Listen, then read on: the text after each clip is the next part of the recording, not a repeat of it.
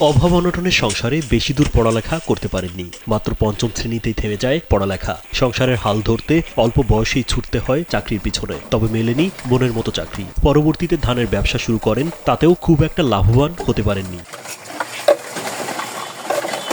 পরে ২০১২ সালে ২টি মেশিন দিয়ে শুরু করেন পরিত্যক্ত প্লাস্টিক থেকে সুতা তৈরির কাজ। মাত্র ৫ জন কর্মচারী নিয়ে গড়ে তোলেন একটি ফ্যাক্টরি। তারপর আর পিছনে ফিরে তাকাতে হয়নি দুলাল মিয়াকে। বৃদ্ধি পেতে থাকে ব্যবসার পরিধি, বাড়তে থাকে মেশিন, কর্মচারী, হকার এবং খুচরা বিক্রেতার সংখ্যা। ছোট পরিসর থেকে ব্যবসাটি বিশাল আকার ধারণ করে। বর্তমানে ৪টি মেশিনে কাজ করেন ৪০ থেকে ৪৫ জন শ্রমিক।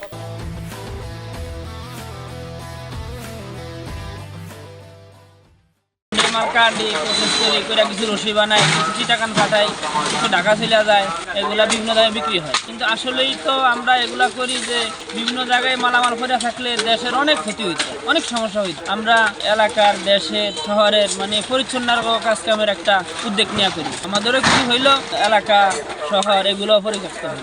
এখন স্যালারি পাই ১৩,০০০ টাকা। এটা দিয়ে আমরা আলহামদুলিল্লাহ আমার ফ্যামিলির লোকজন সবাই নিয়ে ভালো আছে।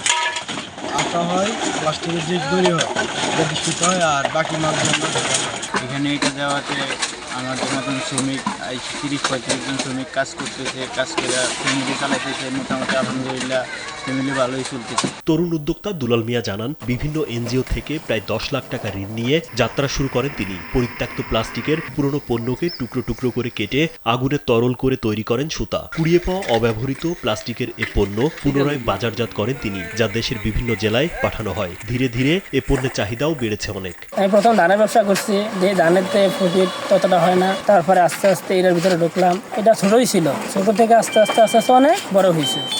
অনেক জায়গা থেকে মাল ক্রয় করিয়া মাল প্রসেসিং করিয়া তৈরি করিয়া অনেক লোকজন আছে, কর্মচারী আছে ৩০ জনের মতো। এই মালটারে আমরা বর্তমানে আইনা বাছাই করিয়া এগুলা কাটি, ওয়াশ করি, শুকাইয়া কিছু ঢাকা যায়, কিছু চিটাকান যায়, কিছু দিয়ে আবার আমাকে এই জায়গায় নিজের সুতা তৈরি হয়, কাঁকড়া মেশিন সুতা তৈরি হয়। পরিত্যক্ত প্লাস্টিক থেকে সুতা তৈরি করা দুলাল মিয়া ভোলা সদর উপজেলার শিবপুর চালতাতলা এলাকার আল আবরার ট্রেডার্সের পরিচালক। তিনি জেলার লালমোহন উপজেলার কামলা ইউনিয়নের ২ নম্বর ওয়ার্ডের বদুর বাড়ির চান মিয়ার ছেলে।